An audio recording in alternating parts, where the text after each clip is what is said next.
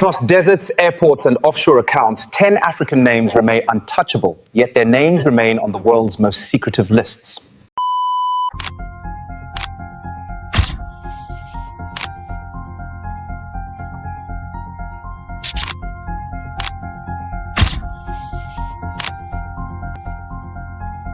From 2020 to 2025, 10 Africans dominate FBI and Interpol files, their every move shadowed by sealed indictments and global surveillance.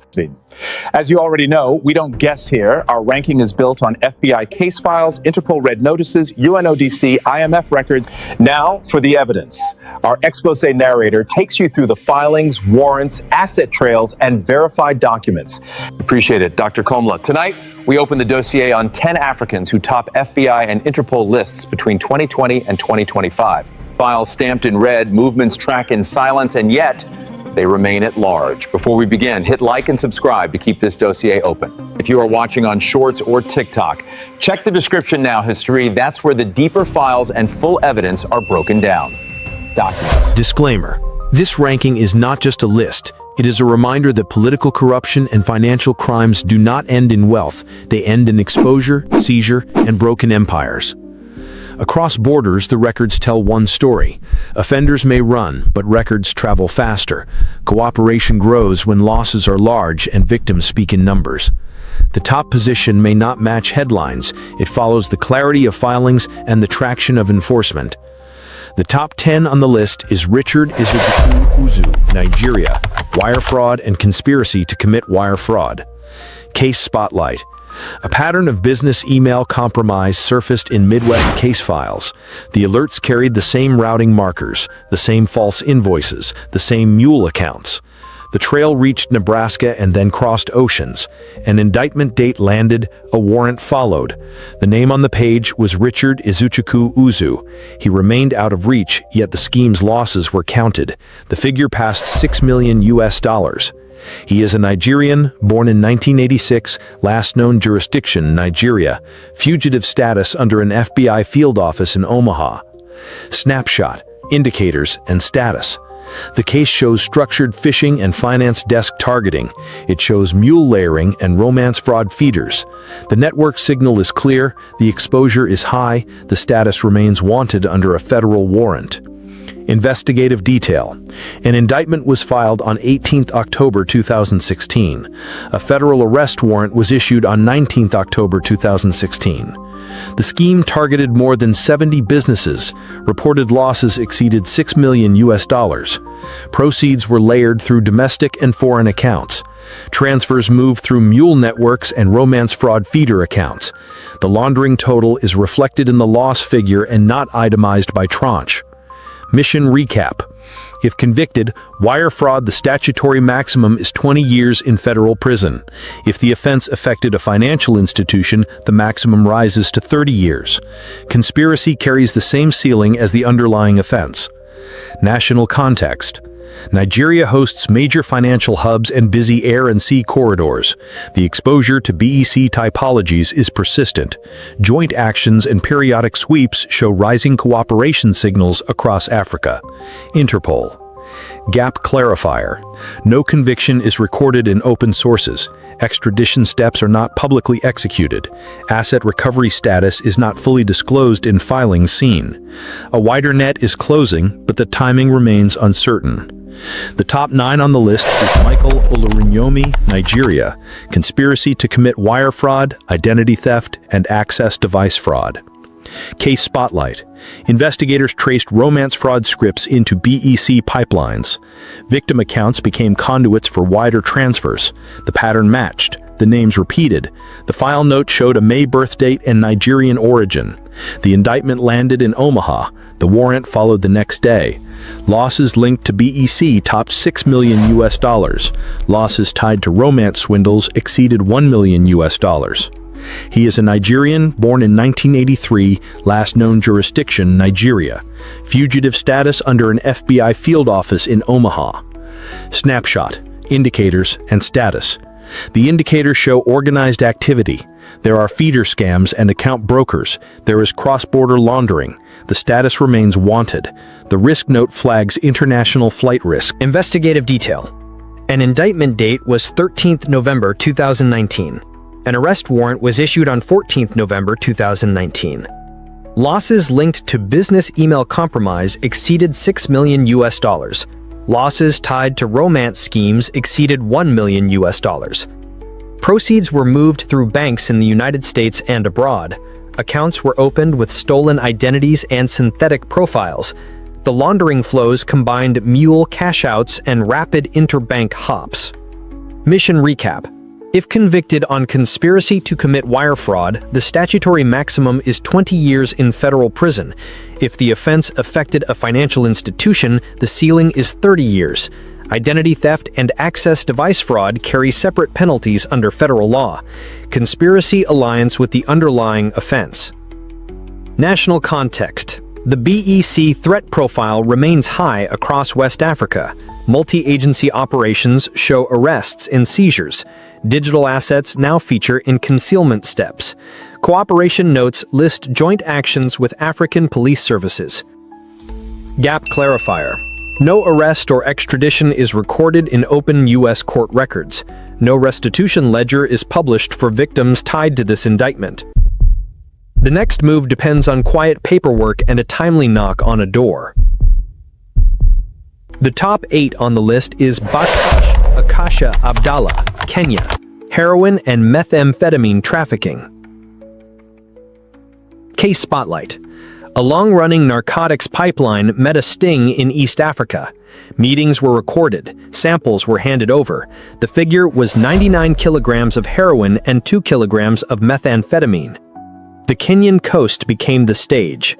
The expulsion flight left Nairobi in late January. The landing was in New York.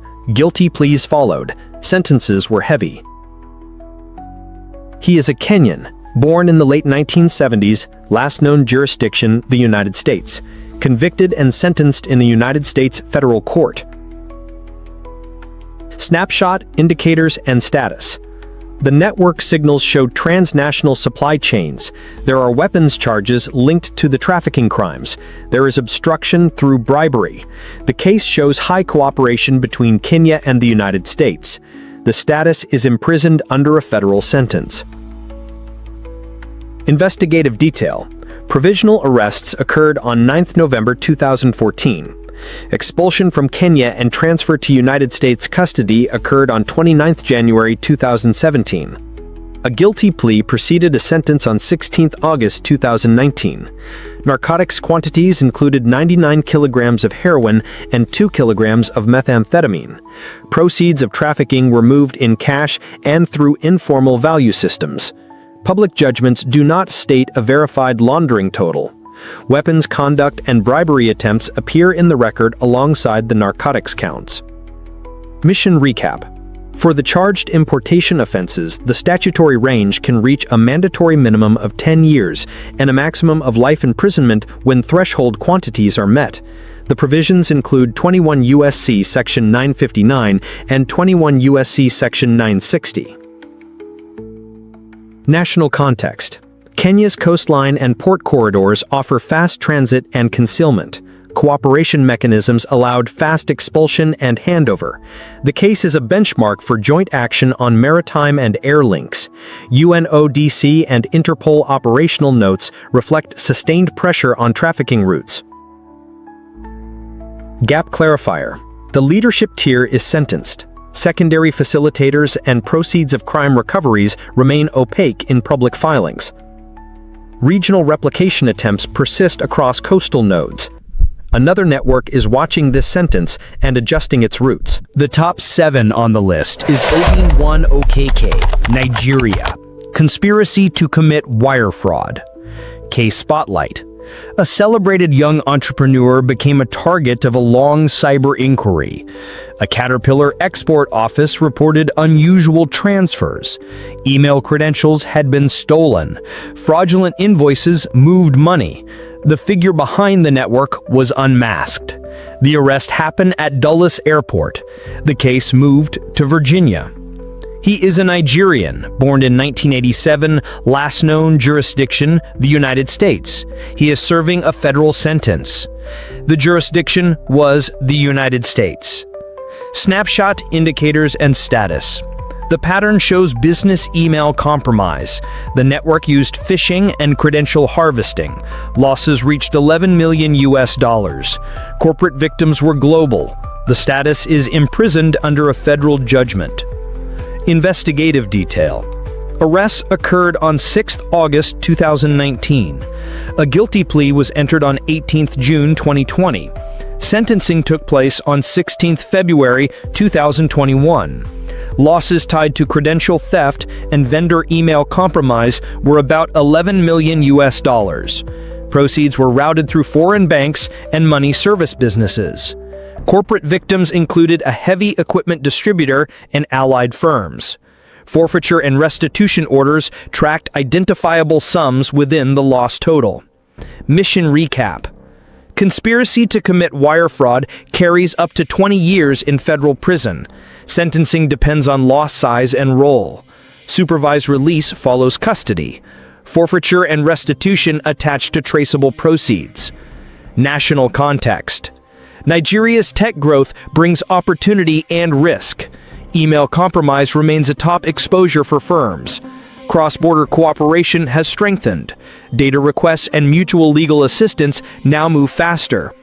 Gap clarifier. Co-conspirator mapping remains partly sealed. Recovery ledgers for all victims are not fully public. Some loss figures rely on corporate disclosures that are not complete. The next phishing wave only fails when controls stay one step ahead. The top 6 on the list is Shepherd Bushiri, Malawi, fraud and money laundering. Case spotlight. A high-profile religious leader faced economic crime charges in South Africa. Arrests were recorded. Bail was granted. Flight to Malawi followed. Courtrooms in 2 countries began a long contest. Extradition filings grew in size and in complexity. The manhunt turned into a legal chess match. He is a Malawian, born in 1983, last known jurisdiction, Malawi. He is a fugitive from South African proceedings. The jurisdiction was Malawi. Snapshot, indicators, and status. The case links church finances and personal enrichment claims. The victim pool includes individual congregants and private investors. Cross-border transfers are alleged. The status remains wanted for trial in South Africa. Extradition steps are active. Investigative detail. Arrests in South Africa were recorded in 2020. Bail was granted, then a flight to Malawi followed within days. South Africa issued fresh warrants after the flight. Extradition requests were filed with supporting affidavits and schedules. Charge sheets reference alleged flows of around 102 million South African rand. The alleged proceeds moved through church-linked accounts and private conduits. Malawian courts reviewed evidentiary bundles and issued procedural rulings. Mission recap. If convicted on major fraud, sentencing can include long prison terms under South African law. Money laundering carries additional penalties. Sentences vary with loss size and role. Restitution and asset forfeiture can apply. National context. South Africa hosts large financial markets and active regulatory bodies.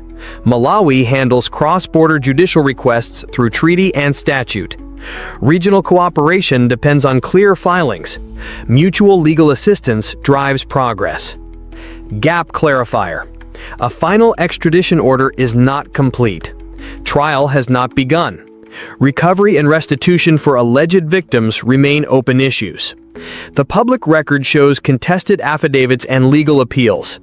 Paper moves slowly, and time favors the party with distance and resources. The top 5 on the list is Ramon Olorunwa Abbas, popularly known as Hush Puppy, Nigeria, conspiracy to engage in money laundering. Case spotlight. An online persona displayed extreme luxury. The images spread across platforms. Behind the display, investigators tracked high-value business email compromise. The trail went through Dubai. United States agents coordinated a quiet handover. A federal plea followed. A long custodial term was imposed. He is a Nigerian, born in 1982, last known jurisdiction, the United States. He is serving a federal sentence. The jurisdiction was the United States. Snapshot, indicators, and status. The case shows advanced social engineering. It shows account takeovers and vendor email compromise. It shows laundering through foreign banks. The documented loss figures are large. The status is imprisoned under a federal judgment. Investigative detail. Arrest occurred in Dubai in mid-2020. Transferred to United States custody followed within weeks. A plea was entered in 2021. Sentencing occurred in late 2022. Schemes caused more than $24 million in victim losses. Proceeds were laundered through banks in multiple countries and with money mules. Seizures, forfeiture, and restitution attached to traceable funds and luxury items. Mission recap. Federal money laundering penalties are severe. Conspiracy to launder money can carry up to 20 years in prison. The court can impose restitution. The court can order forfeiture where assets are traceable. Immigration removal may follow custody. National context. Nigeria is a regional technology hub. That reality brings both innovation and exploitation risk.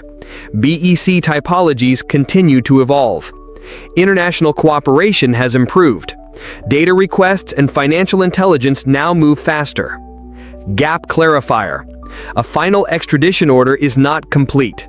Trial has not begun. Recovery and restitution for alleged victims remain open issues. The public record shows contested affidavits and legal appeals. Paper moves slowly, and time favors the party with distance and resources. The top 4 on the list is Kola Aluko, Nigeria, conspiracy and money laundering. Case spotlight. A luxury lifestyle drew scrutiny. Property purchases raised flags. A pattern of movement across Europe and the United States matched financial inquiry steps in Nigeria. Asset actions followed in foreign courts. Local warrants followed in Nigeria. The figure at the center stayed out of reach. He is a Nigerian born in 1969, last known jurisdiction unknown. He is reported at large. The jurisdiction was Nigeria. Snapshot, indicators, and status. The indicators show politically exposed person risk. There are complex company structures. There are offshore movements. There are high-value assets. The status remains wanted by Nigerian authorities. Foreign civil actions align with the allegations. Investigative detail. Nigerian investigators opened files in the mid-2010s. Domestic warrants and orders to appear entered the public record. United States civil forfeiture complaints sought more than $144 million in assets. Luxury real estate and a high-value vessel were listed in recovery pleadings. Funds allegedly originated from oil sector contracting and bribery streams. Proceeds moved through layered companies and offshore accounts. Location remains unconfirmed and criminal charges in Nigeria remain active. Mission recap. If convicted on money laundering in Nigeria, sentencing can include long prison terms. Statutes also permit forfeiture and disqualification from company leadership. Conspiracy charges mirror the penalty range of the principal offense. National context. Nigeria's oil economy generates large contract flows. That reality creates exposure to procurement risk. International partners now watch asset movements linked to politically exposed persons. Cooperation has improved through mutual legal assistance and civil recovery. Gap clarifier. An arrest has not occurred. Extradition paths are unclear. Asset recovery is partial and contested. The public record does not confirm a present location. A single verified movement could convert paperwork into handcuffs in one day. Surprised by the placements? The top 3 will challenge assumptions about secrecy versus records. If you track the gaps and the recoveries, you will see why. The top 3 on the list is Dan Etete, Nigeria, bribery and money laundering. Case spotlight. A dormant oil block became a billion-dollar test of institutions. A deal in April 2011 moved funds into a London escrow. The money left the account in tranches. Beneficiaries were linked to a company that once held the block. Planes, properties, and armored cars appeared in filings. The figure at the center was a former oil minister. His name was Dan Etete. He is a Nigerian, Born in 1945, last known jurisdiction unknown. He is reported at large. The jurisdiction was Nigeria. Snapshot. Indicators show high-level official access. It shows offshore companies and nominee accounts. It shows large transfers through major banks. Civil and criminal actions spanned several countries. The status remains contested across multiple dockets. Investigative detail. On 29 April 2011, a three-way settlement moved $1.09 billion into an escrow account. A $208 million signature bonus was also posted. By August 2011, about $875 million had been released to accounts controlled by Malabu affiliates.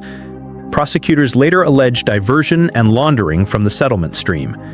A prior conviction for money laundering in France dated to 2007. Nigerian investigators opened files in the mid-2010s. Warrants and mutual legal assistance requests followed. Parallel cases in Europe produced acquittals for some corporate actors. Nigeria's asset recovery suits continued. Mission recap. If convicted of money laundering in Nigeria, statutes permit long custodial terms. Forfeiture and disqualification can apply. Conspiracy aligns with the penalty range of the principal offense. Civil recovery can proceed even when criminal trials stall. National context. Nigeria's oil sector concentrates wealth flows. High-value licenses attract complex intermediaries. Cross-border banking nodes become pressure points. Cooperation now moves faster between Abuja, London, Milan, and The Hague. Gap clarifier. A final criminal judgment against Danny Etete is not on record. Extradition posture remains unclear. Recovery figures move in steps and in partial sums. Public ledgers do not show a full clawback of the settlement money. The next filing could turn a paper trail into a custody trail with one verified border crossing. The top two on the list is Diezani Alison-Madueke, Nigeria, bribery and money laundering. Case spotlight. A former oil minister became the focus of two jurisdictions. In Nigeria, investigators mapped contracts and luxury assets. In the United States, civil forfeiture targeted real estate and a yacht. In the United Kingdom, a criminal bribery case opened in 2023. Courtrooms in 3 countries began to speak to each other. She is a Nigerian, born in 1960, last known jurisdiction, the United Kingdom. She is on bail in London proceedings and wanted in Nigeria. The jurisdiction was the United Kingdom and Nigeria. Snapshot. Indicators show politically exposed person risk. There are favored contractors and luxury purchases. There are offshore movements and nominee buyers. The status is active prosecution in the United Kingdom and active pursuit in Nigeria. Investigative detail. On 14 July 2017, the United States filed civil complaints to recover about $144 million in assets. The pleadings tied luxury apartments and the Galactica Star yacht to alleged bribery proceeds. On 27 March 2023, the United States confirmed recoveries of about $51.3 million in liquidated assets, plus a $16 million note. On 2 October 2023, she appeared in a London court on bribery charges. The charge sheet set out alleged payments and benefits for influence over oil contracts. Nigerian files list parallel money laundering counts and forfeiture actions. Asset restraints continue to ripple across multiple registries. Mission recap. If convicted of bribery in the United Kingdom, penalties can include up to 10 years in prison. Confiscation and serious crime orders can follow. If convicted of money laundering in Nigeria, statutes permit long prison terms and forfeiture. Disqualification from public office can apply. National context. Nigeria's petroleum revenues shape the public balance sheet. Procurement risk is high when oversight is weak. Cooperation through mutual legal assistance has grown. The triangle of Abuja, London, and Washington now forms a working channel. Gap clarifier. A final criminal judgment has not been entered in the United Kingdom. Nigeria has not secured her return for trial. Full restitution figures remain incomplete. Ownership chains for some assets remain contested. One coordinated ruling could unwind a decade of shell layers in a single quarter. The top one on the list is Isabel Dos Santos, Angola, embezzlement and money laundering. Case spotlight. A billionaire image met a trove of leaked ledgers. The leaks mapped loans, fees, and insider deals. Asset freezes multiplied across borders. A London order locked hundreds of millions. A United Kingdom sanctions action followed. Angola filed criminal charges tied to her tenure at a state oil company. The world's press called it Luanda Leaks. The name on the page was Isabel Dos Santos. She is an Angolan, born in 1973, last known jurisdiction, the United Arab Emirates. She is reported to reside in Dubai. The jurisdiction was Angola and the United Kingdom. Snapshot, indicators, and status. The pattern shows related party transactions. It shows connected loans and consultancy fees.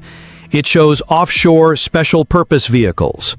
Civil orders and criminal charges escalated in 2024. The status is charged in Angola and subject to asset freezes and sanctions abroad. Investigative detail. In January 2024, Angolan prosecutors charged her with 12 crimes. The charge sheet alleged state losses of about $219 million tied to Sonangol. In 2024, London courts upheld global asset freezes, with stated exposures near $733 million. The United Kingdom later announced travel bans and asset freezes. Public statements cited misappropriation allegations exceeding £50 million from Sonangol and over £300 million from Unitel. Interpol channels carried a 2022 Red Notice request. Civil suits by Unitel targeted loans to a Netherlands company linked to her. She denies wrongdoing and calls the cases political. Mission recap. If convicted of embezzlement and money laundering in Angola, statutes permit long prison terms. Fines, restitution, and asset confiscation can apply. Foreign restraint orders can harden into forfeiture with final judgments. National context. Angola's oil and telecom sectors sit at the core of state finance. The sectors present high exposure to insider deals. International partners now prioritize asset return to victim states. Cooperation between Luanda, Lisbon, and London has strengthened. Gap clarifier. A final conviction is not entered in Angola. Return to stand trial is not confirmed. Cross-border enforcement remains a patchwork. Recovery figures will change as judgments mature. The center of gravity is shifting toward courtrooms that do not forget and banks that no longer look away. This ranking is a deterrence tool. It favors filings, cooperation, and recoveries over noise. Each entry is written in neutral, formal English. Allegations are stated as allegations. Statutory penalties are identified for clarity. The aim is to reduce harm through public understanding. Sources: UNODC 2025, Interpol 2025, FBI 2025, National Police Reports, Numbeo 2025, Credible Investigations.